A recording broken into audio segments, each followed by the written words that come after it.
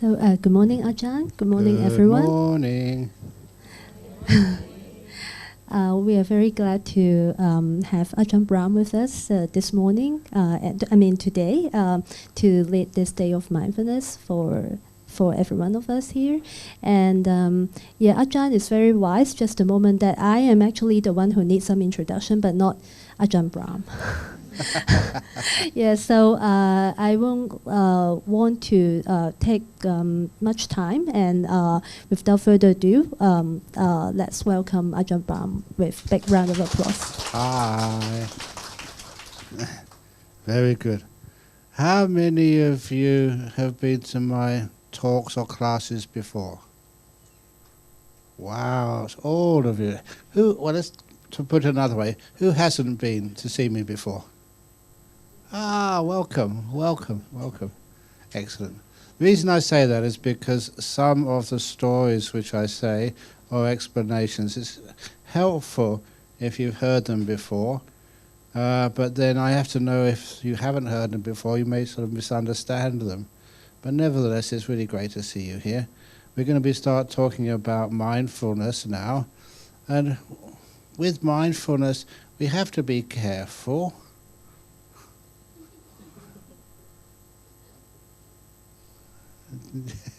You just got a cushion behind you. Did you realize that? Excellent, very good. Thank you. With the mindfulness, people have so many ideas of what mindfulness is, but you'll know it's a correct form of mindfulness if when you go home that your partner, I'm just looking, there's so many, there's 1, 2, 4, 5, 6, there's only like most of you are female. That means men aren't mindful? Or did your partner send you here to become more mindful? No. You know, one of the reasons why people practice mindfulness is to make themselves more peaceful and happy in life. And I just was mentioning to the driver who brought me here this morning, why is it that so many people seem to develop things like cancer these days, or depression, or stress-related diseases? Isn't there something missing in our society? That it seems that these incidents of diseases increase and increase and increase and increase. How many of you had COVID? How many didn't have COVID? Not very many. But I never had COVID, even though I was still teaching and traveling and going to many other countries to give talks like this and retreats. How come that I missed out on COVID? It wasn't I was trying to avoid it even. I was kind of jealous of the monks in my monastery who did get COVID. The reason was they could go on retreat for 9 days. And I had to stay working and covering some of their jobs. But that's how we looked at it. If mindfulness, you understand, why do diseases happen? Why do they get worse? Why? And a lot of times it's the way we regard these incidents in life. And it's wonderful if we can always put some positive attitude towards whatever we have to experience in life. The positive attitude to COVID. I said, well, it means you can go on retreat for a few days. The positive attitude to going to the dentist. I'm not sure what the dentists are like here in Hong Kong, but I remember going to the dentist surgery to get a checkup, and then you had this most comfortable bed, which actually almost like suited to your body. It wasn't like flat, like hotel beds. You can just move something under your knees to increase the bending of the knees, and the back, this, even the bottom, it had a depression there for your bottom, so it's really comfortable. The beds which you saw in dentist surgeries were the most comfortable beds I've ever been in my whole life. And not only that, that when you were having some work done on your teeth, the dentist could talk, but I couldn't say anything. I had all this stuff in my mouth, which means for once, no one could ask me any questions, and I couldn't give any talk. All I could say is, "Ugh." So because of that, even going to the dentist, I found was a very wonderful experience. So whatever happens in life, you always look upon it with a positive mind state. Then you find that the sicknesses don't last that long. A lot of times that people just believe what they're told by experts. I'm not an expert. I never did any studies on medicine. But nevertheless, my understanding of how my body works, that comes from lots and lots of deep meditations on mindfulness. This is one of those examples. As a monk, sometimes people give me all sorts of food. Some I know what it is, some I don't know what it is. And when I don't know what I'm eating, sometimes you eat the wrong things. And when you eat the wrong things, you get sick. It's very fortunate now, even like when I did get sick once. That was in Malaysia many years ago. And when I got sick, I had to give a talk. There's I think about 3,000 people in the audience that evening. And when I gave a talk, I said, I think I better go back to the room or back to my toilet or something. I said, no, please, just one more question. So they asked a question, and then I said, I really do have to go now. I said, no, can't we ask another question? No. I was quite firm. But even I was a bit too late. As I was walking off the stage, projectile vomiting. Do you think that was unpleasant? That was one of the most wonderful, lovely things I've ever done. The benefit of that, they realized that this monk is not exaggerating. He's not asking for this type of food or that type of food because of desire, because he can't digest it. And if he doesn't get the right type of food, you'll see more of me being sick. And from that day on, when I went to Malaysia, people always looked after me. So, if there are some things you don't like, and your family and friends say, no, it's okay, I eat this all the time. It's not really spicy food, it's not hot. Maybe for you it's not hot, but for a Kwai Lo it's very hot. So, whatever you're doing, make sure that if you are sick, you let other people know about it.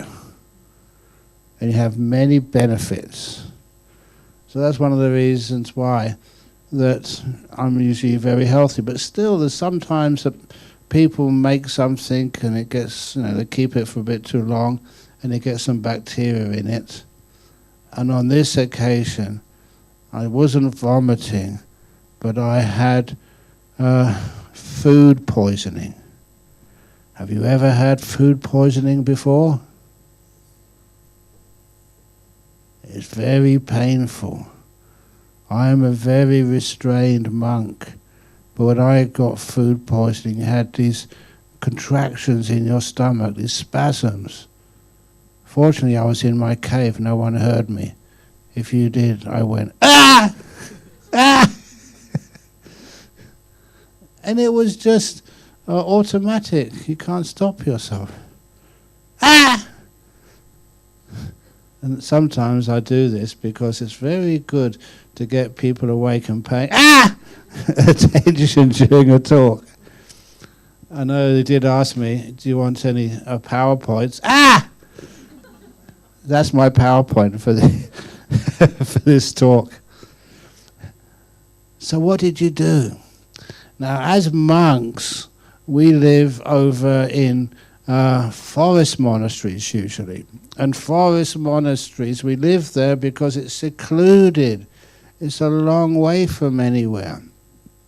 So even the telephone. I do not own a mobile phone. That's one of the reasons why it's so peaceful. Do you want to give up your mobile phones? Don't you want to be peaceful?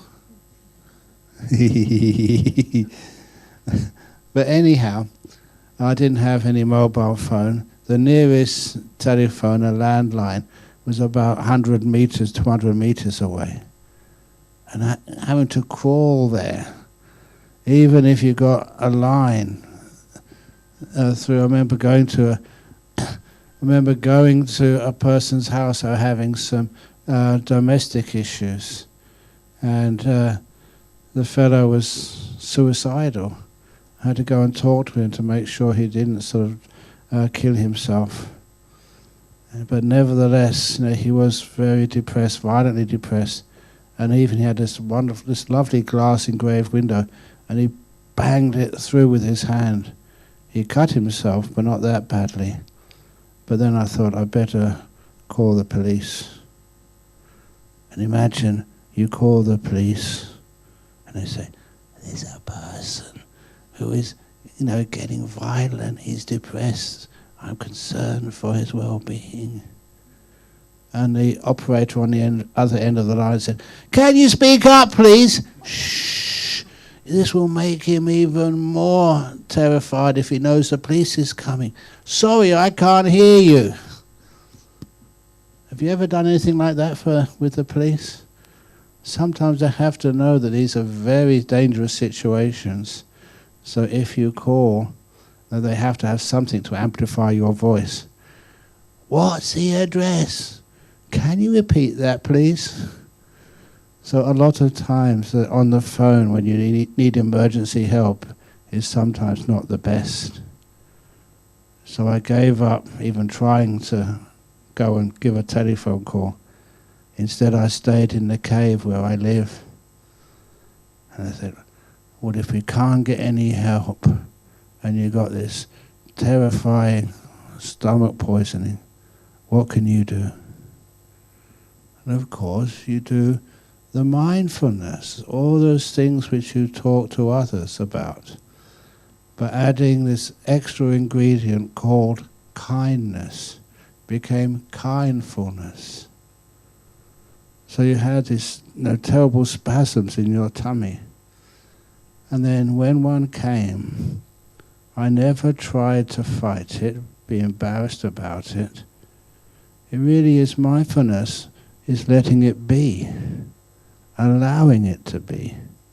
But with kindness, this is just how the body deals with all these bacteria, causing this irritation, in your stomach. What I notice, if it really is what we now call kindfulness, what happens is the body relaxes. If I'm kind to you, you can relax. Are you afraid of me? Those who haven't seen me before, maybe, but if you've seen me many times, you relax. That's just old Ajahn Brahm. So that relaxation makes you become more at ease, and you can listen and you can understand much better. So when we are practicing that kindfulness, I could actually understand what my body was telling me. It was really tight, afraid, stressed out. I'm looking upon my body just as I would look at any part of your body. What it needed most of all was some reassurance, some kindness. And every time these very painful spasms came, I was just kind to them, really kind. Which meant the next time a spasm came, it was less painful. It was softer. I softened those spasms. The time the next one came, I softened it again. The next one, softened it again. It took about half an hour. Sometimes, I can't remember exactly the time, 40 minutes, 20 minutes, so these days I say half an hour. And after 30 minutes of doing this, the spasms never came back again. They got so soft they didn't need to recur. And I meditated, and I felt so peaceful, didn't even have a tummy ache afterwards. And sometimes I thought, how can that be possible? Never took any medication, no painkiller, no water, nothing. Just being with the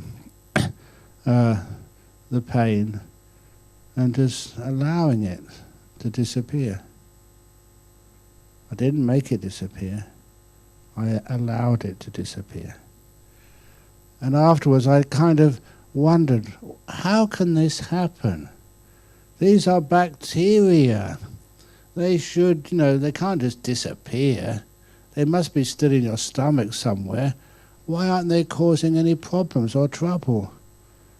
And then I kind of imagined, the last time I saw a bacteria in science class looking through a microscope, a little blob with a few tentacles coming out. That's how I remember it. And I thought that all these blobs of bacteria causing all these problems. Now, because I was being kind to them, they had all their tentacles cross-legged in meditation position, and they were gently meditating peacefully in my tummy. I know that may be not quite accurate what was happening, but certainly when I was peaceful, they became peaceful. And that was the end of that food poisoning in my stomach. Never reoccurred. How can this happen? This is the of kindfulness. How when you practice it properly, not trying to get rid of things, but being with things, how all this can disappear. You know one thing about medicine, how many people here are doctors? A few. I'm safe. One of the things about medicine which people have told me is that you have no autonomy. A lot of the times when a doctor says, you've got to take this medication, you've got to take that medication, we have to do this surgery or that surgery, it's taking out, your power over your own body. And that is missing out on something which is very beautiful, in the healing of your own body. Learning yourself how to deal with the aches and pains and difficulties which we all experience from time to time. And for so many years now, actually just about a week before I came here, once a year I go to this volunteer cancer support association. Once a year they come to our monastery to do a meditation day. And I've been going there for such a long time, over 30 years, maybe 35 years I reckon. And when I first went there, one of the people, the ladies, who had breast cancer and had one of her breasts removed, she asked a question after the talk. She said, the doctor says I'm in remission, but what would happen if the breast cancer came back? You know what my answer was? This was the first time I went there. What would happen if the breast cancer never came back? A very simple answer. But that meant the whole world to her. She never thought that before. She was so focused on the fear of having to deal with this again. She never even contemplated the possibility it might not come back. And that's why she made sure that I came back every year, not the cancer. I had some fun doing this, because eventually this Cancer Support Association, that was in the suburb where the Premier of Western Australia lived. He actually just lived around the corner, it's very close. And so because it was a local electorate, he asked the Parliament to have money to upgrade it. So they upgraded it into a multi-million-dollar faculty. for treating people who have any type of cancer, or people who had relations who had cancer. And because of that, they had to have a grand opening. And I was invited to that grand opening together with the Premier. And I asked, why me? There was no other religious leaders there. And that was the story they told me, because these little stories had actually meant so much to the people who go there. So they wanted me to help bless it. And one of the things I did enjoy doing was when I was blessing this place, I blessed it with traditional Buddhist blessings of holy water. I did have to ask the Premier's security guard, this is what I'm doing, it's not dangerous, can I do this? And he said, yeah, okay. So I had a really nice time dousing the Premier of Western Australia with holy water. I was laughing my head off. So anyway, this is actually how we can really be of service with this mindfulness and kindness. Look, let's analyze what happens if it comes back again. It's the fear that makes it come back again. A lot of time, the fear of catching COVID makes you tense. And when you're tense and scared, that's not a good mind state to keep a healthy body. You can overdo this, but sometimes ask yourself, wherever you go, are you afraid? Too many people in our world are overly afraid. And that's why that tightness, tension in our body makes us susceptible to this. When I was a student, one of the authors I liked to read was this gentleman called Edgar Allan Poe. And he was a very scary author, but at least he was original. And one of his books was The Mask of the Red Death. And they imagined these spirits were going to this was like 200-300 years ago. These spirits were going to the major capitals of Europe and killing so many people with these diseases. And they met in a forest somewhere outside of France to compare notes. How many people did you kill in London? About 6,000. How many did you kill in Frankfurt? About 7,000. How many did you kill in Paris? And this little spirit said, I only killed 300, and fear killed 10,000. And I remember that little statement that really stayed with me for such a long time. How much is it that fear is one of the worst diseases in our world? It's the fear which mostly kills us, creates the cancers, allows the same bacteria which may be in me and you to manifest themselves differently. The viruses, they may detect a virus inside of you, inside of me, but I'm at peace with those viruses. They don't infect anybody else. They don't really manifest in me. So this is fascinating stuff about medicine and how human health and the way of treatment. That's one of the reasons why one of the best remedies for all sorts of diseases, infections or whatever, is learning how to find a quiet place where you can relax to the max, be kind, be gentle, and allow the body to heal.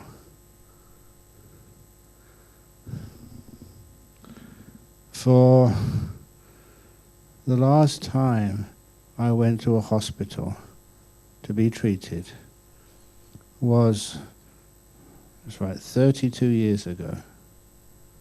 And I remember it very well. I don't know exactly what I had. These days they probably call it chronic fatigue or something. I just lost all my energy, didn't know why. And I was saying, I'm just all resting up in monastery. But one of the disciples there, the followers, he was a Sri Lankan doctor. And so he asked me, why don't you come into my hospital and I'll just do some, what do doctors do? Tests. I'll do some tests on you. In other words, I hadn't got a clue what they were doing. Do you trust doctors? Sometimes, that's much better. They do so many tests. And sometimes they don't find it on the first test. They give another test, and then another test. Like the only way you can get rid of them, is when they find something right. Imagine that was you, in a school, and you had so many tests, and they didn't find anything. Would that be a good teacher? Look, I'll tell like another story. I think I'm going to get banned from this place if I keep going on and telling these stories about doctors. But nevertheless, there's one of the doctors, that they were treating this person who had the anxiety disorder so bad that she had to have her oxygen mask on all the time.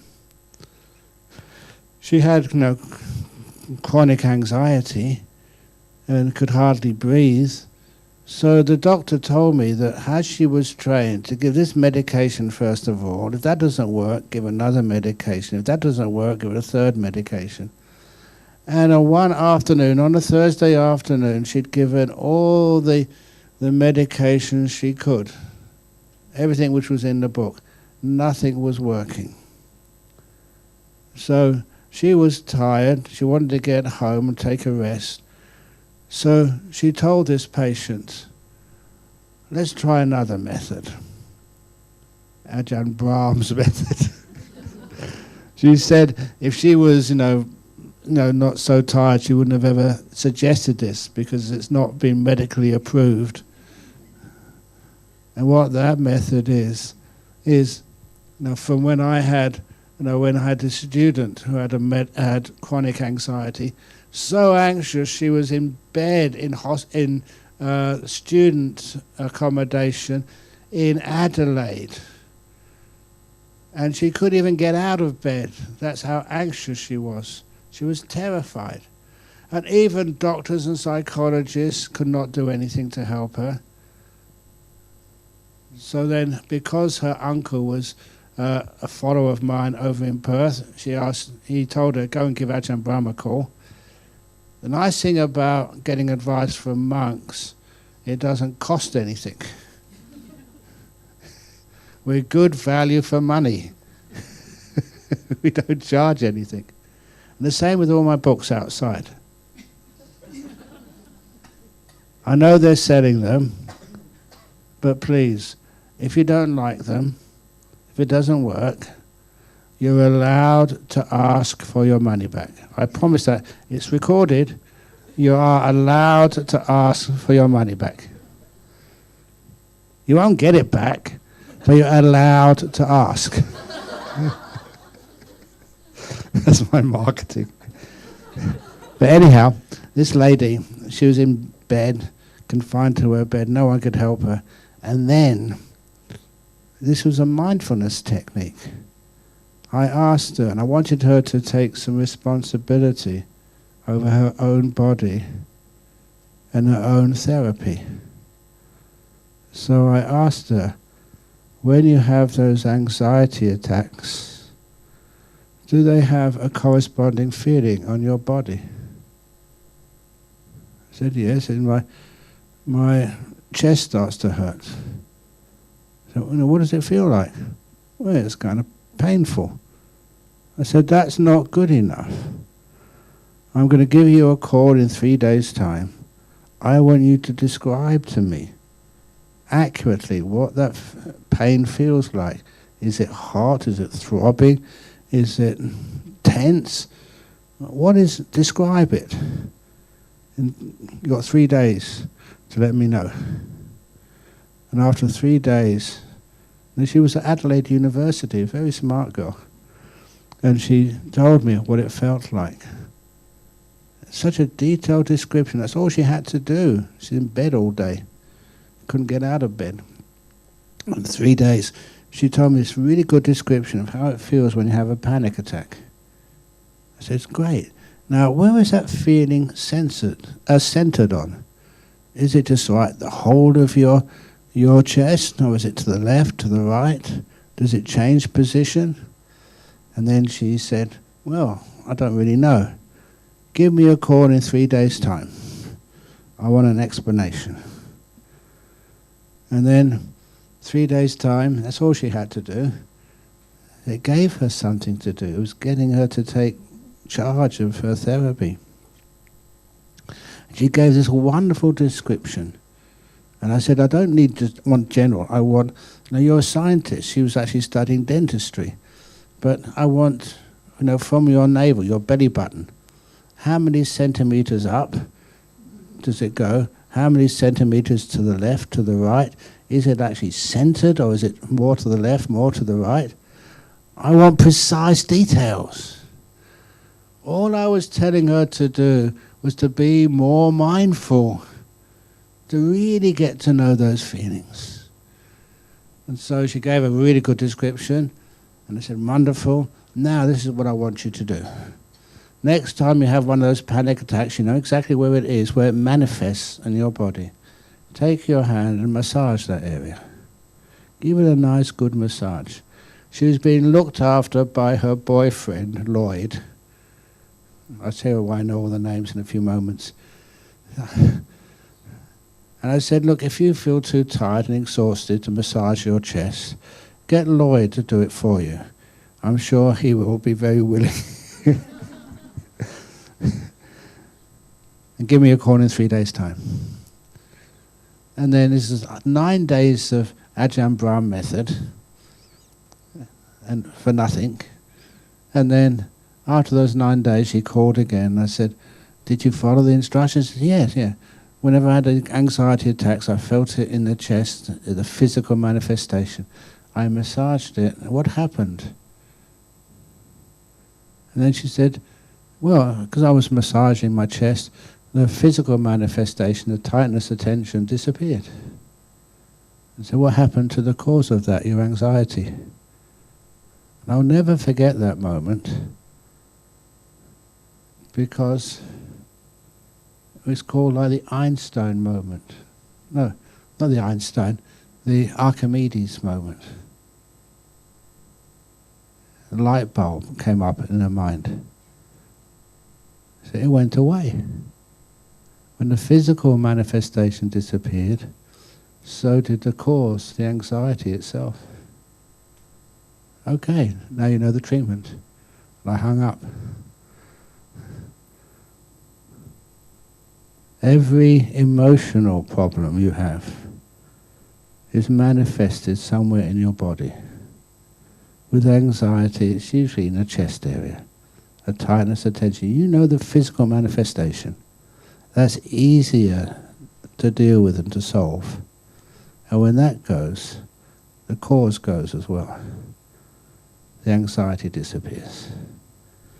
And the reason why I know everybody in that family is I was told by the uncle that she was so impressed that on a telephone a monk had taught her how to deal with anxiety effectively, that she nominated me for Australian of the Year.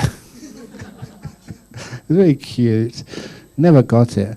But then afterwards, of course, she was out of bed in a week, and then back to her studies. She finished, top of the class, and she specialised in some kind of dentistry over in, I think, Melbourne. And then eventually, she wanted to marry Lloyd.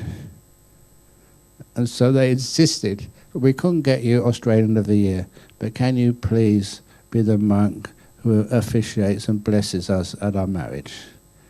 So basically I married them. And they got 2 lovely kids. I saw them only a few weeks ago. A Buddhist monk had done which the doctors couldn't do. And that's why this doctor over in the hospital had a lady, tried all the legal medicines, and then decided, try Ajahn Brahm's method, okay? When you get an anxiety attack, where do you feel it? So I feel it in my chest. Well, just rub your chest. And then she left. Didn't have much time to say anything. And when she came on a Friday morning to check on this patient, she had an oxygen mask off and said, I feel better now, thank you, I'm going home. And the doctor told me that, said, am I going to get into trouble? He said, no, you don't have to get into trouble, I'll get into trouble for you. It's my method. But it works. Every emotional disease, fear, anxiety, even hatred. If you're angry at someone, that's manifested somewhere in your body. If that anger is a problem for you, get to know how it feels. Be mindful, don't be judgmental. Be aware exactly where it's manifested and do something like a nice soft massage. The anger vanishes, it can't stand that. And then you know how to deal with anger. So if you see anybody in your company, the CEO or anyone in Parliament, anyone anywhere in the world, they go rubbing their tummy. Now you know what they're doing. Overcoming the manifestations of these emotional blockages which cause so much trouble in our world. So that's the example of how mindfulness and kindness work. So today, we started only at 10 o'clock, but because I am a monk, because I have to finish my meal before midday, that I'm going to have to leave a tiny bit earlier than you were supposed to be. What was it time, Gerald? 11 o'clock. But so what I'm going to do, what I did yesterday at Hong Kong University, I'm going to start you meditating. I'll meditate with you for 20 minutes, and then very quietly I'm going to get up and go out of the door, and hopefully you won't know I'm gone. I'll be back at 1:30, so you just keep meditating here until 1:30. That's only a joke. I think that your lunch boxes come at 11:30. Is that correct? Yeah, correct. Okay, so I'll just leave half an hour before. But there are cameras in this room. Yeah, I will know whether you, as soon as I get out the door, whether you get out the door as well. Now be kind to yourself. I'll be back to answer more questions and also to teach more meditation later on. So in the meantime, an important part of meditation is to be able to be kind to yourself.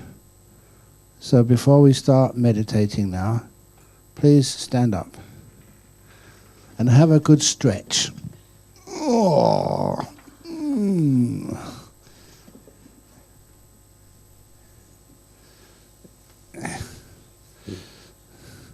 Excellent.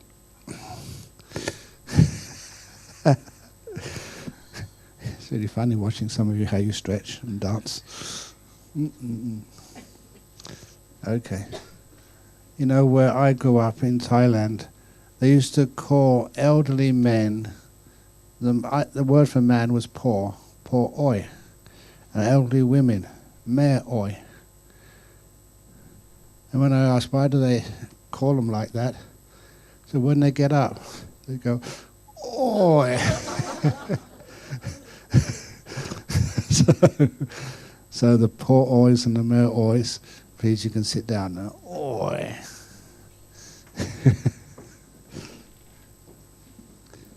Okie dokie. We do have Gerald's clock here. So, And you don't have to be concerned. I'm not here after 11. Actually, where's Carol gone? Oh, there you are. Could you please ring the gong at 11:30? So you don't have to worry. Just enjoy the meditation. If you feel it's not working for you, it's quite okay to get up and have a stretch or just to walk quietly outside. But please don't make any noise, because many other people would be loved to actually to stay here and meditate deeply.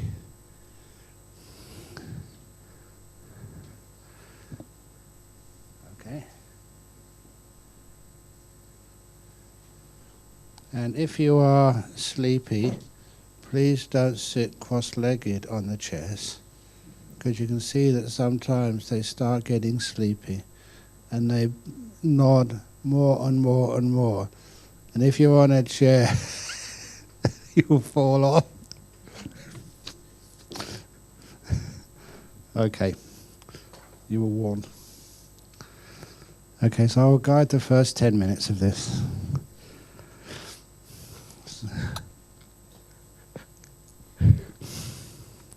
So first of all, close your eyes. You can be more sensitive to how your body feels. I'm feeling my body now.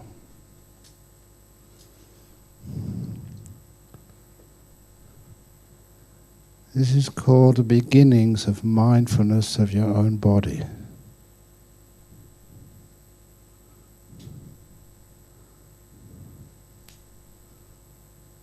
And I take it more precisely. I start to ask, feet, how are you, feet?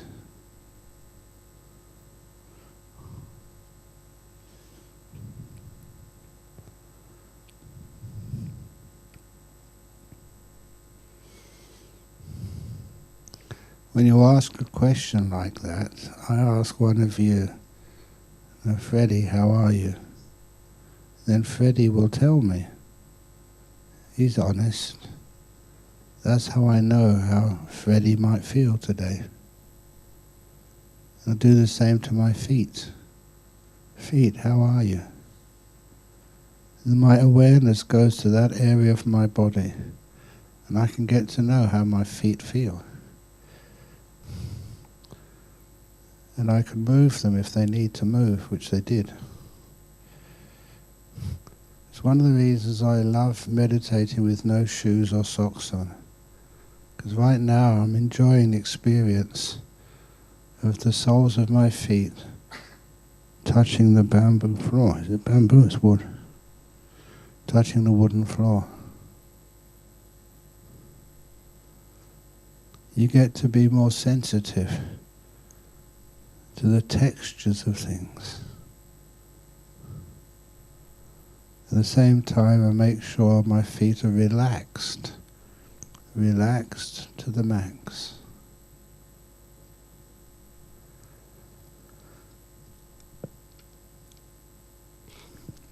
And I can know that feeling of relaxation. Do you know what relaxed feels like? There's so many people get sick because they're not relaxed, or they don't know how to. And this simple method is also really helpful to sleep deeply at night, relaxing your body stage by stage. Counting sheep or whatever other people do is just way too busy. Just relaxing your body and enjoying the feelings of now my feet are very relaxed. So I move my attention up from my feet to my legs. It's like you're sweeping up the body like a CT scan might sweep one area of your body. This is doing it with your mindfulness, with your awareness. Lower legs, how do you feel?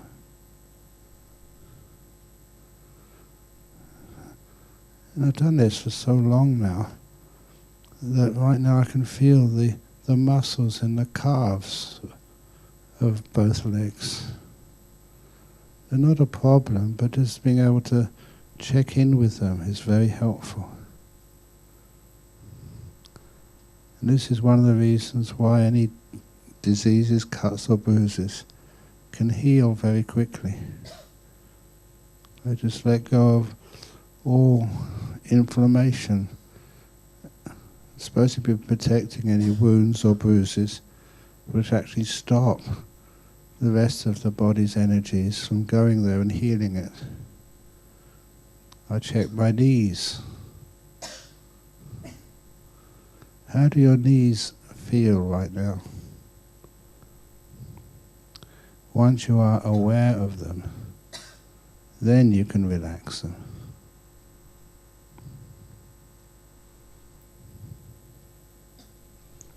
So I go up to my thighs.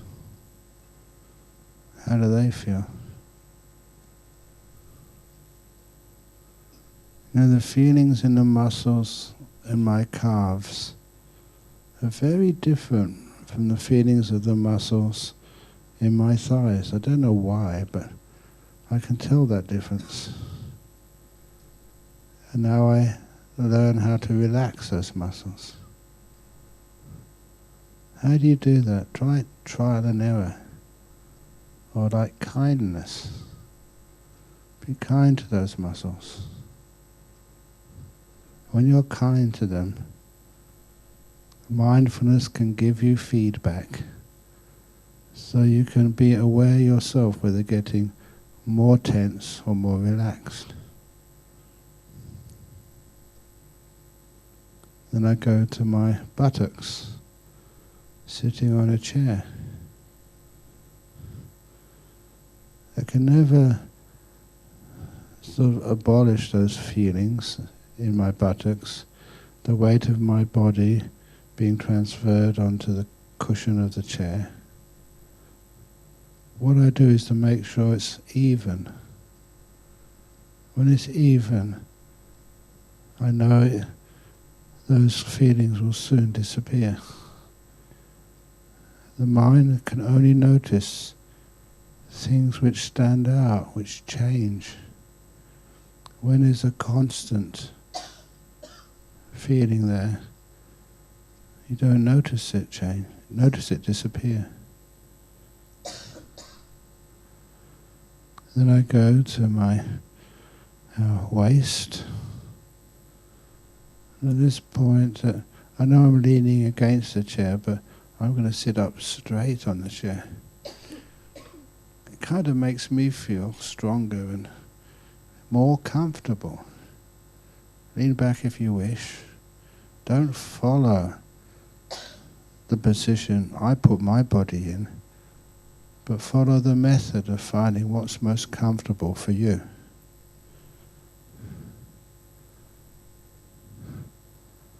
And then I go to the bottom of my torso and I do this scanning method, moving from the lowest part, scanning centimeter by centimeter up my torso, and getting to know my digestive system and any other organs, muscles which are in this important part of your body. And as I move up my body, if there are any tension, pain, unfamiliar sensations, I stay with them and give them lots of kindness.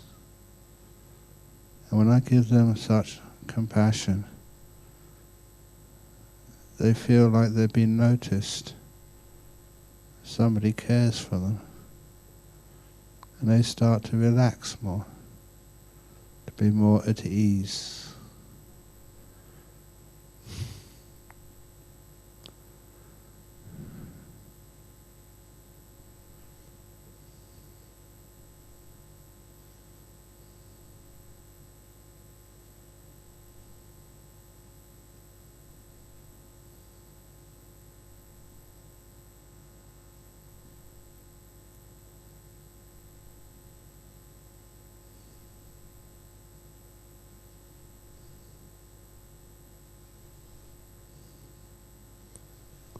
and eventually get to my stomach.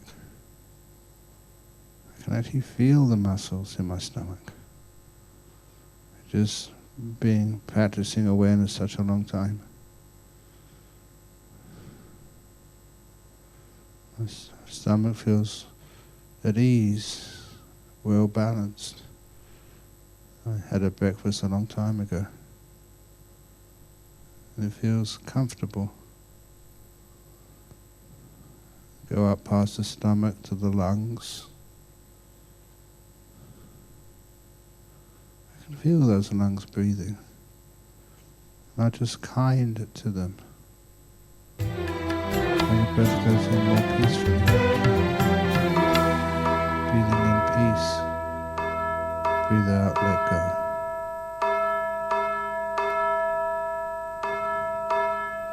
And go up to the heart region. Being kind, being mindful to each part of my body. Eventually get to the shoulders.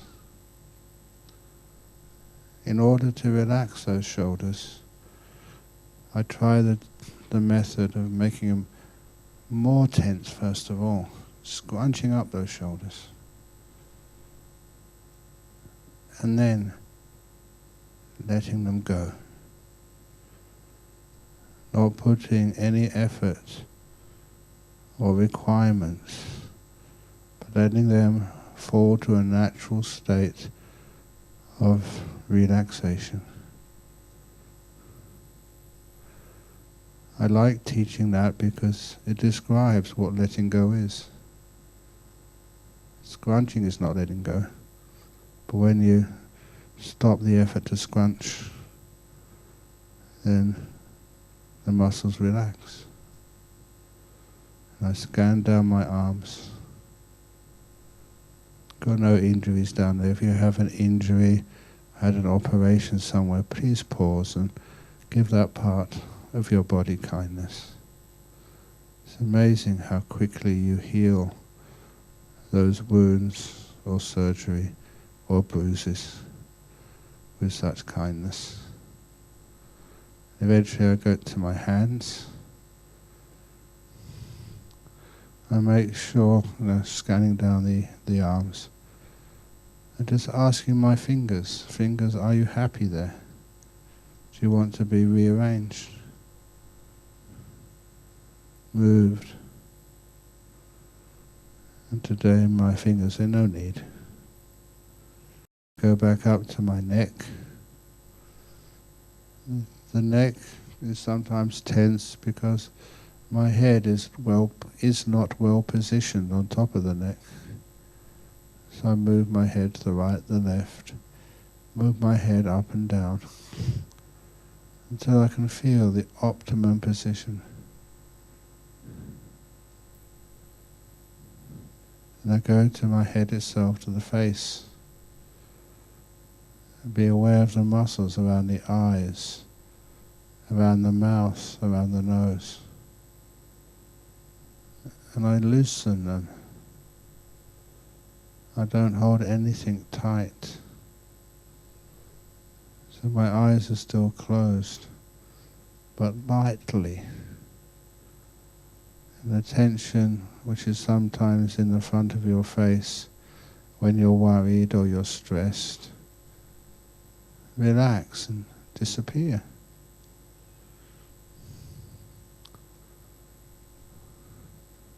Now I feel my whole body sitting here as a unit, not in parts.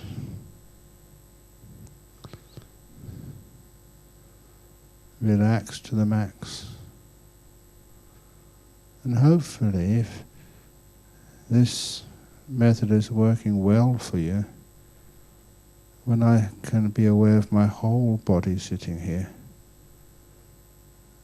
it gets even more relaxed. And with that relaxation, I start to experience the joy of relaxation, the delight of a body which is carrying no burdens.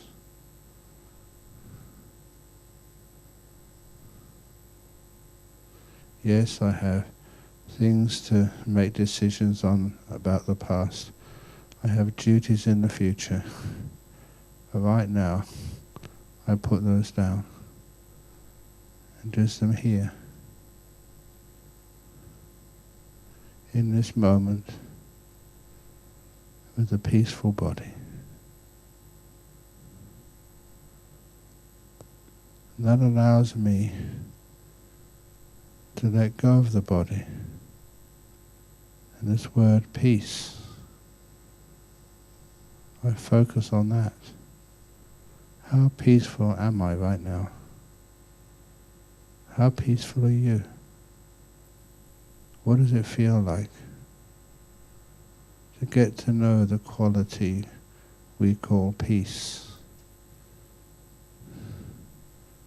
Peace affects the body, but peace lives in your mind. When you're at peace, the whole body relaxes, and the mind relaxes from any stress. Stress is pulling, stretching things, squashing things. And you're just letting things be.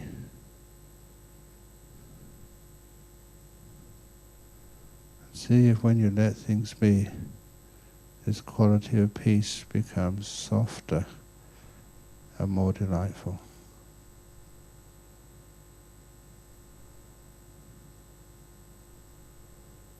But not just peace, take it deeper into silence.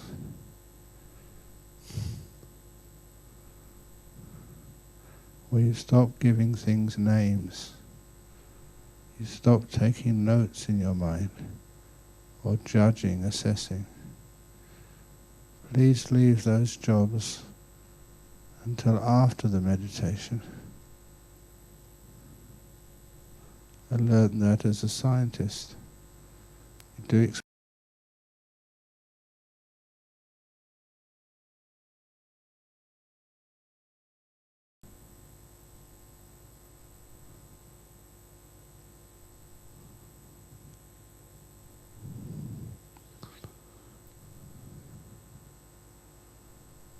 I'm going to finish speaking now. See if you can just continue in this moment. Peaceful, within a silence. To see what happens.